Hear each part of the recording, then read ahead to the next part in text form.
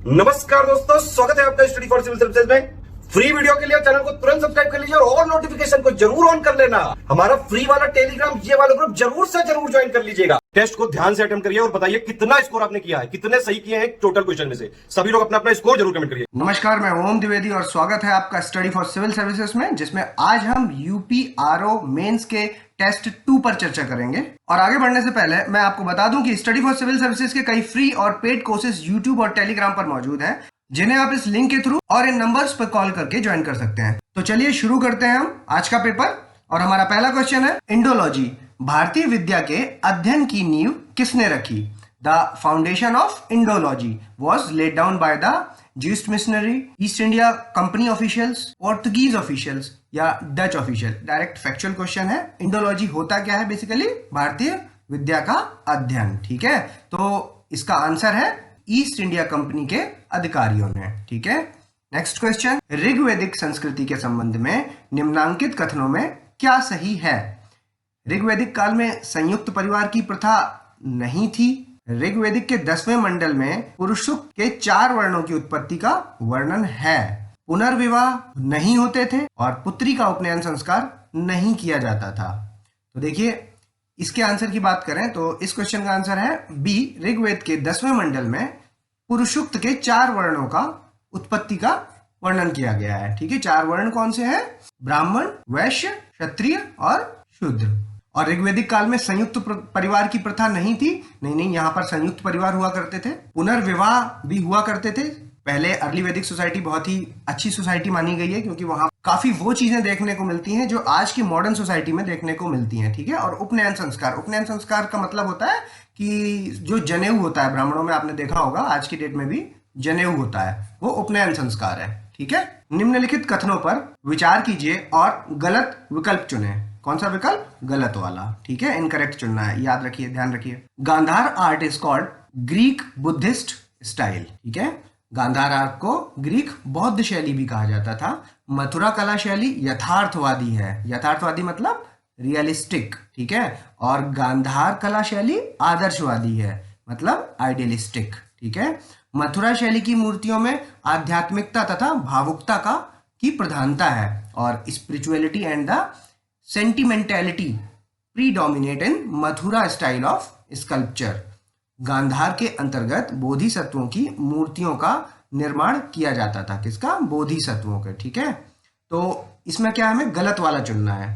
तो देखिए, आपको पता होना चाहिए कि जो मथुरा स्कूल ऑफ आर्ट है उसमें जो कला शैली थी वो आदर्शवादी थी, जबकि गांधार कला शैली जो थी वो यथार्थवादी हुआ करती थी। ठीक है, तो आंसर हमारा ये वाला सही हो जाएगा, बी आंसर हो जाएगा इस क्वेश्चन का। ठीक है, प्रसिद्ध शासक महमूद बेगड़ा, ठीक है, निम्नांकित में से किस राज्य का महान शासक था? गुजरात का, खानदेश का, मालवा का या बीजापुर का? तो मैं आपको महमूद बेगड़ा के बारे में बता दूं कि महमूद बेगड़ा का जो रियल नाम है वो है महमूद शाह। ठीक है, और ये फेमस क्यों है? क्योंकि इन्होंने पावागढ़ और जूनागढ़ गुजरात में है जो, उसको जीता था, तब से इसका नाम महमूद बेगड़ा पड़ गया। ठीक है, और एक जो बहुत इंपॉर्टेंट फैक्ट इनके साथ जुड़ा हुआ है महमूद बेगड़ा जी के साथ, वो ये है कि हिंदुओं का एक पवित्र स्थल है द्वारकाधीश टेम्पल, जिसको इन्होंने तोड़वाया था। ठीक है, जो कि 4 धाम में से एक है। तो इसका आंसर हो जाएगा गुजरात। चलते हैं नेक्स्ट क्वेश्चन की ओर। भक्ति आंदोलन के प्रमुख संतों द्वारा प्रतिपादित मत को सुमेलित कीजिए। ठीक है, रामानुजाचार्य, मध्वाचार्य, निम्बकाचार्य और वल्लभाचार्य। तो रामानुजाचार्य हैं जो, वो किससे संबंधित है? विशिष्ट अद्वैत से, तो मिला देते हैं। उसके बाद मध्वाचार्य हैं जो, वो किससे संबंधित है? द्वैतवाद से। ठीक है, उसके बाद जो निम्बार्क हैं वो किससे संबंधित है? द्वैताद्वैत से। और वल्लभाचार्य शुद्धाद्वैत से। तो इसका आंसर क्या हो जाएगा?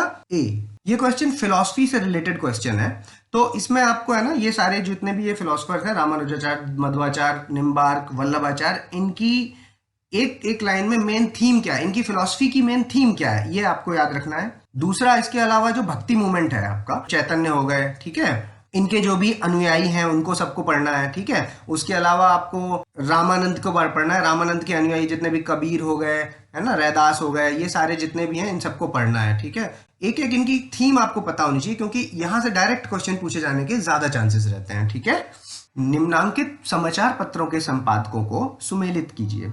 Bengali Surendra Nath Banerjee, Hindustan Madan Mohan Malaviya, Indian Review G.A. Natesan और इंडियन मिरर केशव चंद्र सेन। ठीक है, फिर से इसका आंसर क्या हो जाएगा? BADC। तो देखिए कहाँ है BADC, आंसर B। ठीक है, ये सब कुछ फैक्ट्स क्वेश्चन है जो कि यूपी के कुछ फेवरेट क्वेश्चंस में से एक होते हैं। तो इस तरह के क्वेश्चंस को आपको याद करना है। सिंपल एक लिस्ट दी हुई है, जिस भी बुक से आप पढ़ते हैं उसमें हर जगह पे लिस्ट मिल जाती है, इनको आपको सीधे सीधे याद कर लेना है। कांग्रेस द्वारा असहयोग आंदोलन प्रारंभ करने का निर्णय कब लिया गया? ठीक है, नवंबर 1919 दिल्ली सम्मेलन में, सितंबर 1920 के कलकत्ता विशेष अधिवेशन में, या दिसंबर 1920 के नागपुर अधिवेशन में, या दिसंबर 1919 के अमृतसर अधिवेशन में। ठीक है, तो देखिए सितंबर 1920 में लाला लाजपत राय की अध्यक्षता में कलकत्ता का विशेष अधिवेशन हुआ था। ठीक है, तो इसका आंसर हो जाएगा बी। आपको ये सारे अधिवेशन याद करने हैं। उसके अलावा कुछ इनके हमेशा, कांग्रेस के हमेशा अधिवेशन नवंबर दिसंबर के आसपास हुआ करते थे साल में एक बार। ठीक है, साल में एक बार से बात याद आती है कि वो तिलक ने बोला था ना कि हम साल में एक बार मेंढक की तरह टर्राएंगे तो उससे कुछ बहुत ज्यादा बदलाव नहीं आएगा, है ना। तो ये एक बार ही इनकी मीटिंग हुआ करती। उसके अलावा कुछ है ना विशेष सेशन भी हुए हैं। ठीक है, और विशेष सेशन से अक्सर क्वेश्चन देखने को मिले हैं, तो आपको ये याद रखने हैं। ठीक है, नेक्स्ट क्वेश्चन। कांग्रेस के दिसंबर 1920 में नागपुर वार्षिक अधिवेशन में किसने असहयोग आंदोलन के निर्णय की पुष्टि हेतु प्रस्ताव पेश किया? लाला लाजपत राय, बाल गंगाधर तिलक, CR दास या हकीम अजमल खान। तो इसका आंसर है CR दास। ठीक है, इस नागपुर सेशन की अध्यक्षता किसने की थी? ये की थी आपके V राघवाचारी ने। ठीक है, V राघवाचारी ने। कांग्रेस के 1921 अहमदाबाद का जो वार्षिक अधिवेशन था उसकी अध्यक्षता की। ये क्वेश्चन बाई चांस नहीं है, यहाँ पर ये इंटेंशनली डाले गए हैं तीनों एक साथ, कि जिसके भी दिमाग में इस वाले एपिसोड को लेकर के कंफ्यूजन है वो बुक खोले और ठीक कर लेगा अपने आप को, ताकि फ्यूचर में कोई गलती ना हो सके। ठीक है, तो इसका आंसर है बी, हकीम अजमल खान। ठीक है, और मैं यहाँ पे बता दूं कि यद्यपि अध्यक्ष पद पर CR दास को चुना गया था, बट उनके जेल में होने के कारण इस अधिवेशन की अध्यक्षता हकीम अजमल खान ने की थी। निम्नलिखित जन आंदोलनों को क्रमबद्ध करें। सन्यासी रिवोल्ट, ये आपका 1770 से 80, जिसमें बंकिम चंद्र चट्टोपाध्याय ने आनंद मठ नामक एक बुक लिखी जिसमें सन्यासी रिवोल्ट के बारे में बताया गया है। ठीक है, उसके बाद वहाबी रिवोल्ट हुआ आपका 1820 से 1870 तक। कूका रिवोल्ट जो हुआ वो हुआ आपका 1860 से 70 तक। रामोसी हुआ आपका 1822 में, और बुंदेला रिवोल्ट जो है वो हुआ आपका 1846 से 47 तक। तो इस क्वेश्चन को अगर अरेंज करें तो हो जाएगा हमारा 1 2 4 5 3। तो आंसर इसका क्या हो जाएगा? आंसर हो जाएगा D. The intertropical convergence zone ITCZ is a region of low pressure, high pressure, extreme dry और एक्सट्रीम कोल्ड। देखिए ये मैं आपको पहले भी किसी पेपर में एक्सप्लेन कर चुका हूँ कि ये होता है हमारा इक्वेटर। ठीक है, उसके बाद ये कैंसर ले लीजिए कि कैप्रिकॉर्न ले लीजिए। ठीक है, तो विंड्स हैं जो हमारी हमेशा यहाँ पे लो प्रेशर होता है, यहाँ पर हाई प्रेशर होता है। ठीक है, तो विंड्स हमेशा हाई टू लो जाती हैं, इधर से इधर और इधर से इधर। तो दोनों ही जगह पे यहाँ से चलेगी और यहाँ पर कन्वर्ज होगी, यहाँ से चलेगी और यहाँ पर कन्वर्ज होगी। ठीक है, तो ये जो एरिया है ये कन्वर्जेंस जोन वाला एरिया है। ठीक है, तो इसी जगह पे हमारा इक्वेटर पर ITCZ बन जाता है। तो मैंने बताया यहाँ पर क्या होता है, लो प्रेशर। तो आंसर इसका हो जाएगा ए, लो प्रेशर।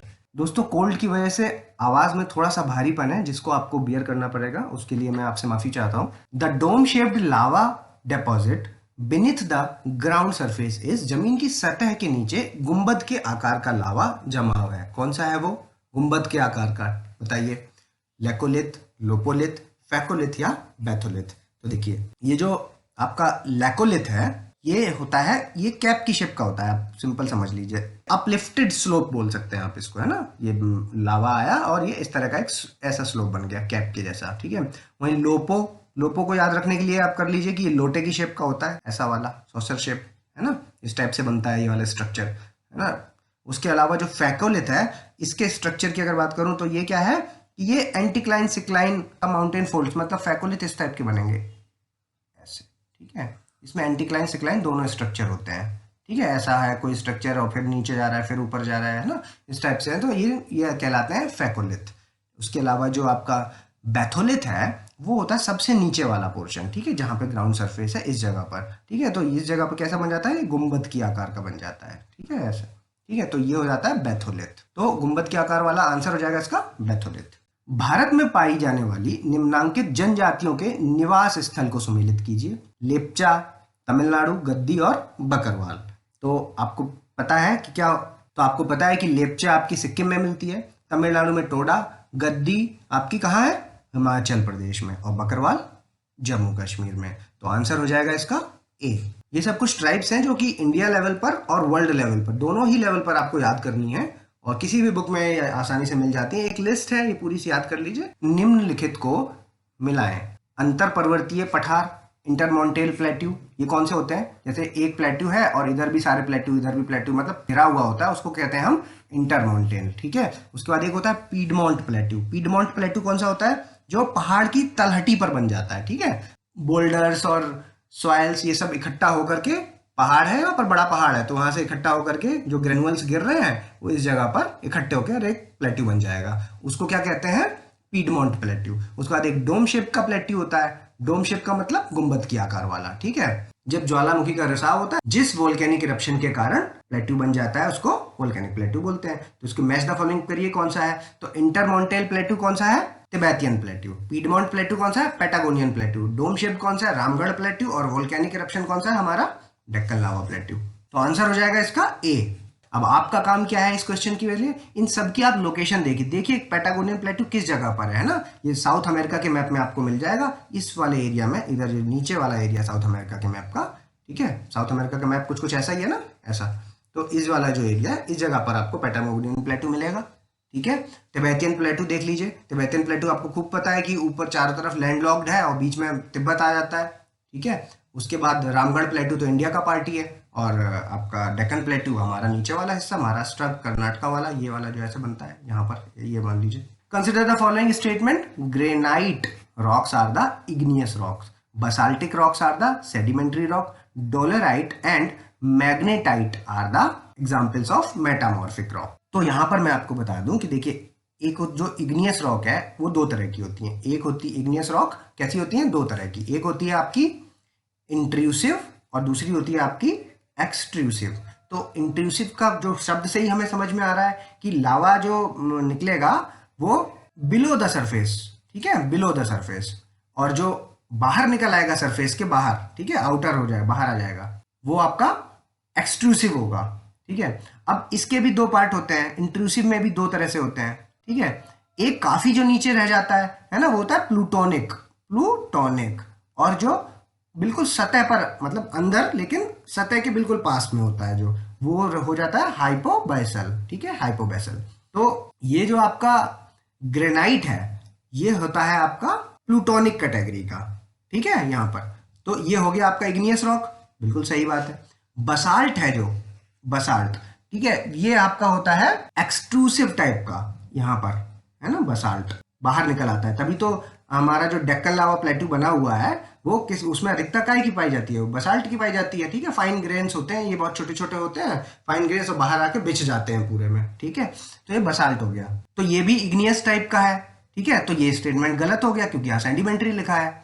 उसके बाद डोलेराइट और मैग्नेटाइट, ये दोनों हाइपोबैसल इग्नियस रॉक्स टाइप के हैं, ठीक है। ये सतह के बिल्कुल पास में रह जाते हैं, ठीक है, इस जगह पे, ठीक है। तो ये हाइपोबैसल, ये भी इग्नियस टाइप का है, तो यहाँ मेटामॉर्फिक लिखा है, ये गलत हो जाएगा, ठीक है। तो आंसर इसका क्या हो जाएगा, ओनली 1।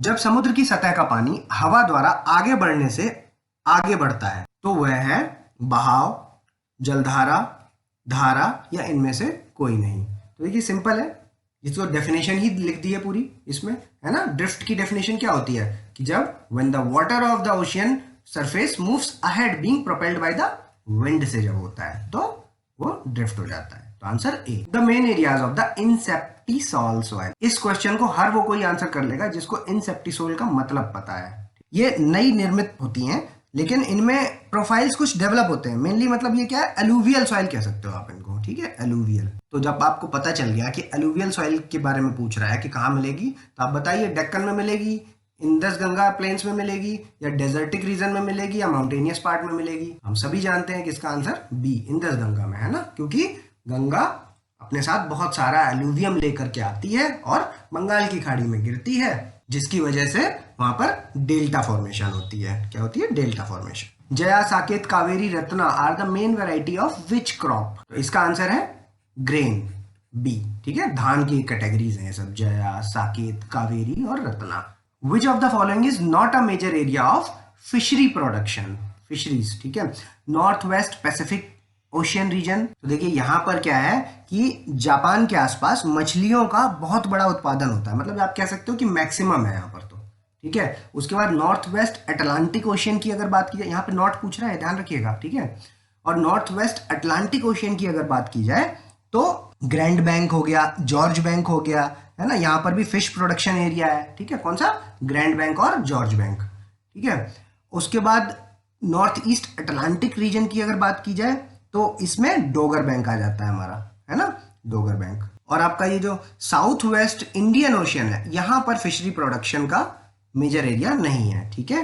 तो आंसर इसका हो जाएगा डी। और इस क्वेश्चन में आपको क्या करना है, इन सब रीजन्स को एक बार मैप में देखना है कि ग्रैंड बैंक कहां पर है, जॉर्ज बैंक कहां पर है, डोगर बैंक कहां पर है, ठीक है। Next question, mixed farming means simultaneous production of different crops, animal husbandry and the dairy industries along with the agricultural crops, forestry farming with agricultural crops, use of both animal and machine in agriculture। तो देखिए mixed farming का मतलब होता है animal husbandry, मतलब पशुपालन, और dairy industry है जो ये एग्रीकल्चर क्रॉप्स के साथ में ही हो जाती है। तो आंसर हो जाएगा बी।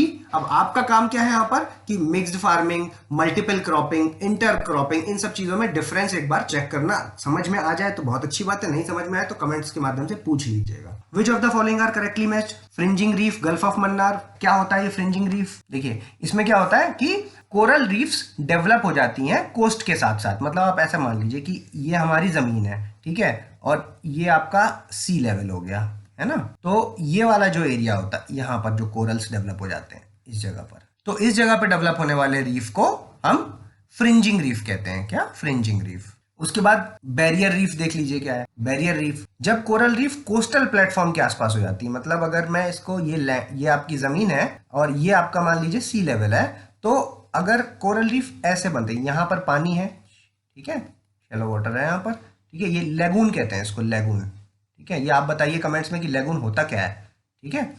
तो ये लेगून है और यहाँ पर ये जमीन हो गई, और इस जगह पे जब ये कोरल्स डेवलप होते हैं, रीफ्स डेवलप होते हैं, तो इसको हम कह देते हैं बैरियर रीफ, ठीक है, बैरियर। इसके अलावा जो कोरल रीफ्स हैं, कोरल रिंग्स, या इनको आप अटोल भी कह सकते हैं, अटोल सुना होगा। जब कोरल्स का सेपरेशन लगून्स की माध्यम से होता है, चलिए मैं लगून बता देता हूं पहले क्या होता है कि लगून क्या होता है कि शैलो वाटर बॉडी होती है, मतलब कम गहरा पानी होता है जो कि लार्ज वाटर बॉडी से सेपरेट की जाती है, ठीक है, तो उसको हम लगून कह सकते हैं, ठीक है। तो अगर मैं ऐसा बनाऊं, ये सी सरफेस हो गया और आप ये ले लीजिए, ठीक है, ऐसा ले लीजिए, ठीक है, ये आपके कोरल्स बन गए, इधर ये कोरल्स, यहाँ पर पानी है, ये आपका लगून हो गया, ठीक है, इधर कोरल इधर कोरल, ठीक है, यहाँ पर, तो ये अटोल कहलाएगा। तो इस क्वेश्चन की अगर बात करें तो इसका आंसर हो जाएगा fringing reef, Gulf of Mannar, क्योंकि ग्रेट बैरियर रीफ है जो, उसका अच्छा एग्जाम्पल क्या है? ग्रेट बैरियर रीफ, ये बैरियर रीफ का एग्जाम्पल हो गया, ठीक है। और अटोल्स की अगर बात करें तो फिजी अटोल हो गया आपका। Consider the following: sovereign, socialist, secularist, democratic and republic. Which of the above given words are included in the 42nd amendment act? तो हमें पता है कि 42nd अमेंडमेंट एक्ट में कौन से हुए थे? सॉवरेन आया था आपका, ये वाला, सोशलिस्ट आया था, और इसके अलावा तीसरा एक और शब्द जोड़ा गया था, वो था इंटीग्रिटी, इंटीग्रिटी, अखंडता, ठीक है। बाकी ये तीनों है, तो ये तीनों पहले से हैं, तो इस क्वेश्चन का आंसर हो जाएगा 1 and 2 A. Preamble is an integral part of Indian constitution, है ना, ये एक स्टेटमेंट है जो सुप्रीम कोर्ट ने जारी किया था। अब ये पूछा गया है कि किस केस में जारी किया था, तो देखिए बेरूवारी केस में तो मना कर दिया था सुप्रीम कोर्ट ने कि preamble is not a part of Indian constitution.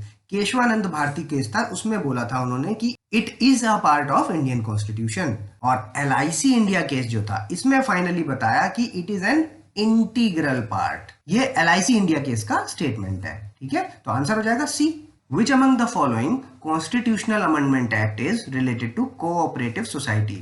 ठीक है। 86th अमेंडमेंट एक्ट कौन सा है? ये आर्टिकल 21A जो है ना, शिक्षा के अधिकार वाला। उसके बाद जो आपका 69th कॉन्स्टिट्यूशनल अमेंडमेंट एक्ट है, ये किस चीज से रिलेटेड है? ये है आपका national capital territory designated to UT of Delhi with legislative council and council of minister. ठीक है, ये आपका 69th हो गया। उसके अलावा 61st कौन सा है? तो 61st कॉन्स्टिट्यूशनल अमेंडमेंट है आपका, जिसमें वोटिंग एज को 21 से 18 साल कर दी गई थी। ठीक है, तो इस क्वेश्चन का आंसर हो जाएगा 97th constitutional amendment act. Which is the method of obtaining the opinion of the people on any issue of public importance? Plebiscite, referendum, recall या इलेक्शन? तो देखिए, इन सब में क्या है, बड़ा थोड़ा सा अंतर है और सब में लगभग एक ही जैसी चीज है। अब ये आपका काम है कि ये आप लोग ढूंढें और कमेंट्स में आप मेंशन करें कि प्लेबिसाइट, रेफरेंडम और रिकॉल। इलेक्शन तो सबको पता है, इन तीनों में डिफरेंस क्या है बेसिकली, है ना। Legislative relations between centre and states are given under article 245 से 255। और यहां पर क्या दिया हुआ है?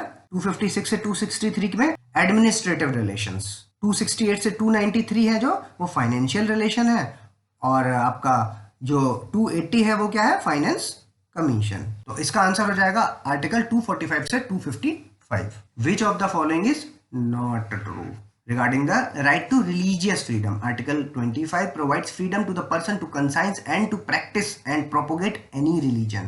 ठीक है। अनुच्छेद 25 किसी व्यक्ति को अंतःकरण की ओर और किसी भी धर्म को मानने, आचरण करने और प्रचार करने की स्वतंत्रता प्रदान करता है। ठीक है, सही बात है। अनुच्छेद 25 के अंतर्गत व्यक्ति की धार्मिक स्वतंत्रता, लोक व्यवस्था, स्वास्थ्य और सदाचार, ये 3 पॉइंट्स दिए ना, के अधीन है। ये भी बिल्कुल सही बात है। दोस्तों, ये कभी कभी अपने आप में एक क्वेश्चन हो जाता है कि पब्लिक ऑर्डर, हेल्थ और मोरालिटी, ये इन तीन के अंतर्गत ही होना चाहिए। ठीक है। उसके अलावा धर्म प्रचार में प्रलोभन द्वारा धर्म परिवर्तन की अनुमति, है ना, ये थोड़ा डाउटफुल लगा। अगला ऑप्शन देखते हैं। व्यक्ति को उनके धर्म की रीति रिवाजों का पालन नहीं करने की स्वतंत्रता प्राप्त है। बिल्कुल सही है। मैं ब्राह्मण हूं, मेरा मन नहीं करता पूजा करने का, मैं नहीं करूंगा, है ना। करता है तो करूंगा, कोई मुझे रिस्ट्रिक्ट नहीं कर सकता, ये मेरी स्वतंत्रता है आर्टिकल 25 के तहत। ठीक है, तो इस क्वेश्चन में बाकी तीनों स्टेटमेंट सही है, ये एक स्टेटमेंट गलत है कि धर्म प्रचार के में प्रलोभन द्वारा धर्म परिवर्तन की अनुमति है, ये नहीं है।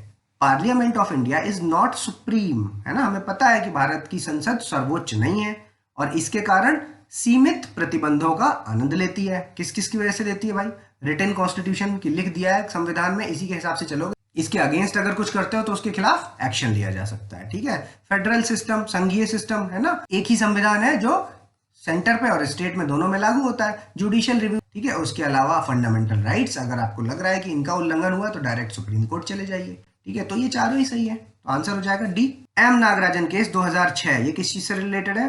Principle of equality, principle of democracy, principle of federalism या फिर principle of rule of law.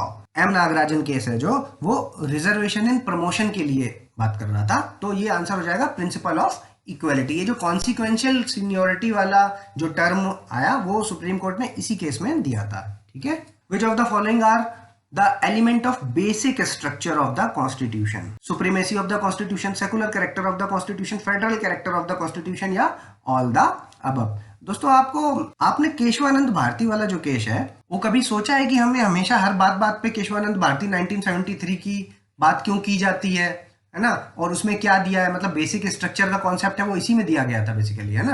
तो ऐसा क्या हुआ था उसमें? ठीक है, क्या केशवानंद जीते थे केस को या हारे थे? कौन थे ये केशवानंद, है ना। तो ये बड़ी इंटरेस्टिंग सी स्टोरी है, कभी मौका मिलेगा तो बताएंगे आपको।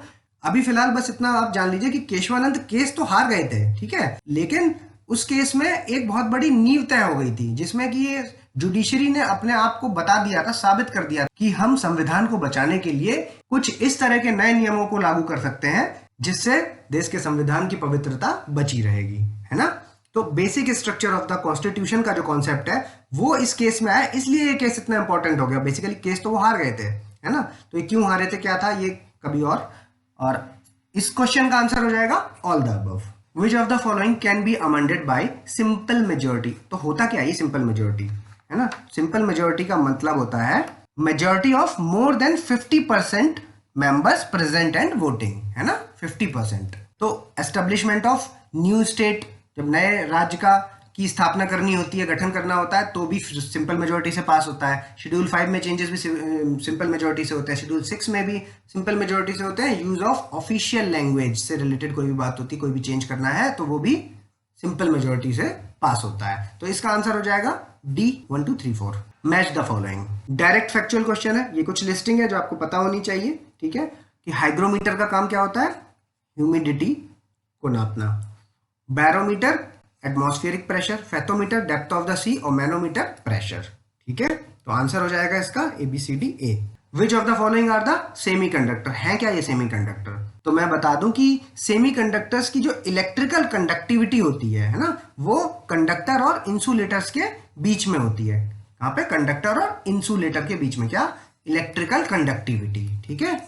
तो इसमें जर्मेनियम, सिलिकॉन, आयरन और टंगस्टन, तो जो सेमीकंडक्टर्स हैं, बड़े ही फेमस सेमीकंडक्टर्स हैं जर्मेनियम और सिलिकॉन, ठीक है। इसके अंदर P type, N type semiconductors होते हैं। पी टाइप होते हैं इंट्रिंसिक के सेमीकंडक्टर्स होते हैं ना, पेंटावैलेंट इंप्योरिटी होती है, ट्राइवैलेंट इंप्योरिटी होती है। तो बहुत ज़्यादा डिटेल्स में नहीं पढ़ना, लेकिन कुछ जो फैक्ट्स इसमें पूछे जाते हैं, एक तो ये मैंने बता ही दिया आपको, इसके अलावा 2-3 फैक्ट्स और हैं कि ट्राइवैलेंट और पेंटावैलेंट में क्या डिफरेंस है, ये एक दो थोड़ा सा आप देख लीजिएगा। तो इस क्वेश्चन का आंसर हो जाएगा A 1 and 2।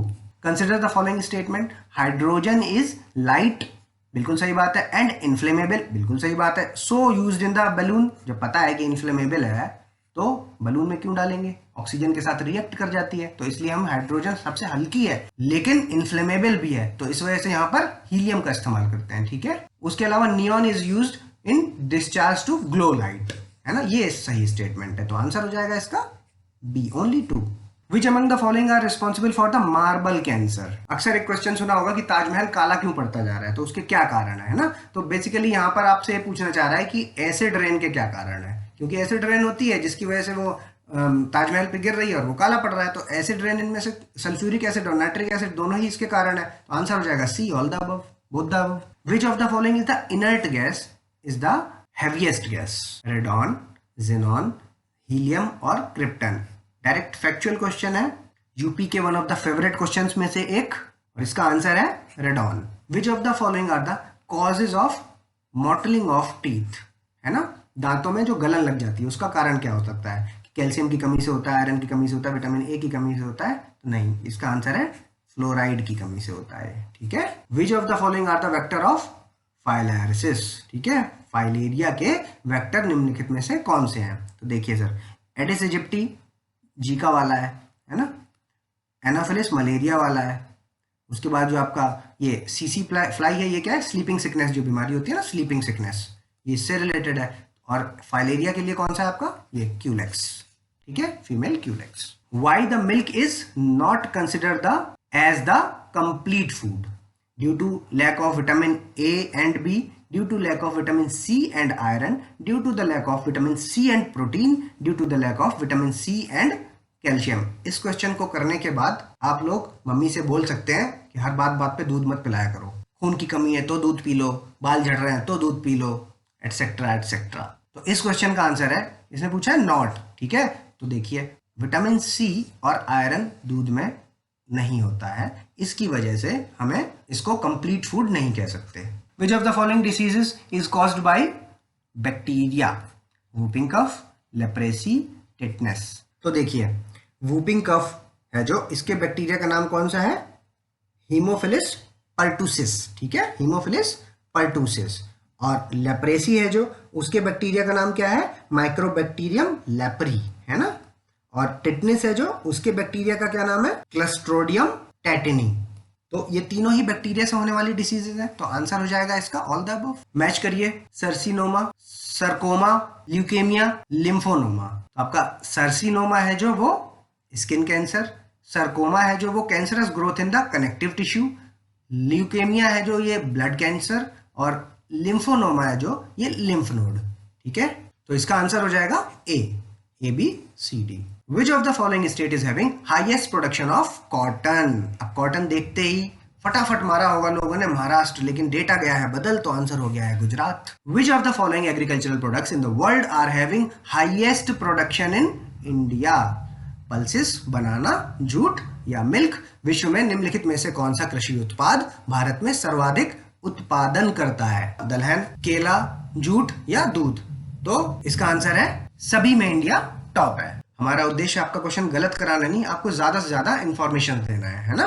Next question, which state is having highest reserves in barite? तो देखिए मंगमपेट करके एक जगह है, वो क्या है कि वर्ल्ड की बिगेस्ट रिजर्व है, जो कि कहां पर है? आंध्र प्रदेश में। तो इसका आंसर हो जाएगा Andhra Pradesh. Which country is having highest diamond reserves? Australia, Canada, Botswana या रशिया? आंसर है Russia. Which country topped the Global Energy Transition Index by World Economic Forum? तो एक तो आपको ये जानकारी मिल गई यहाँ से कि वर्ल्ड इकोनॉमिक फोरम जारी करती है ग्लोबल एनर्जी ट्रांजिशन इंडेक्स को, ठीक है। उसके बाद स्विट्जरलैंड, डेनमार्क, स्वीडन या कनाडा? तो टॉप किया है भाई स्वीडन ने और भारत का स्थान है 74वां। Which of the following day is marked as World Hand Hygiene Day by WHO? ठीक है, 5th में, 15th में, 5 अगस्त या 25 अगस्त? इस तरह की बड़ी ऑर्गेनाइजेशन जब कुछ ऐसा करती है तो यूपी वाले इसको टारगेट कर लेते हैं। तो इसका आंसर हो जाएगा बेटा 5 मई। Recently in June 2020 a cyclone hit in Maharashtra, है ना, जून में, अभी रिसेंट की बात है। महाराष्ट्र गुजरात में काफी फेमस हुआ था, तो उसका नाम क्या था? अम्फान, निसर्ग, डायने या बुलबुल? तो अभी रिसेंट सबसे पहले कौन सा हुआ था अभी जून में?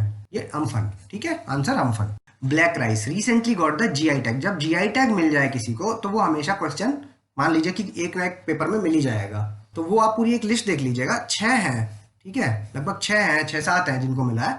तो पूरी लिस्ट आप कोशिश करें कि मिल जाए, कहीं नहीं मिले तो बताइएगा, हम पोस्ट कर देंगे। और इसका आंसर है ब्लैक राइस की अगर बात की जाए तो ये है Manipur. Which of the following UT of India are having highest density as per census 2011? 2011 के हिसाब से डेंसिटी पूछ रहा है, तो आंसर है इसका दिल्ली, है ना, दिल्ली है, फिर उसके बाद चंडीगढ़ है, फिर उसके बाद पुडुचेरी है, हाईएस्ट डेंसिटी की बात करें अगर तो, ठीक है। छप्पन छुरी इज रिलेटेड टू, है ना, छप्पन छुरी का रियल नाम क्या है? इनका नाम है जानकी बाई। और ये कहां से संबंधित है? इलाहाबाद, आगरा, अलीगढ़ या बनारस, ठीक है। तो इसका आंसर है इलाहाबाद। हालांकि इलाहाबाद कोई घराना नहीं है, लेकिन कुछ बहुत ही फेमस लोग उत्तर प्रदेश के हैं जो इलाहाबाद से जुड़े हुए हैं, जिनमें से एक आपकी जानकी बाई हैं, जिनको छप्पन छुरी के नाम से जाना जाता है। अब आपको वीडियो को पॉज करना है और जहां पे भी आपने 1 2 3 4 लिखा है उनको चेक कर लीजिए। स्कोर अपना जो भी है वो कमेंट्स के माध्यम से, जैसा कि सर ने बोला, आपको पोस्ट करना ही करना है। इसके अलावा अगर आपने अभी तक हमारे चैनल को सब्सक्राइब नहीं किया है तो सबसे पहले सब्सक्राइब कीजिए और बेल आइकन की बटन दबाइए। उसके बाद अपने सुझाव मुझे कमेंट्स के माध्यम से बताते रहिए। मिलते हैं अगले पेपर में नेक्स्ट टॉप 50 क्वेश्चंस को लेकर के। तब तक के लिए धन्यवाद।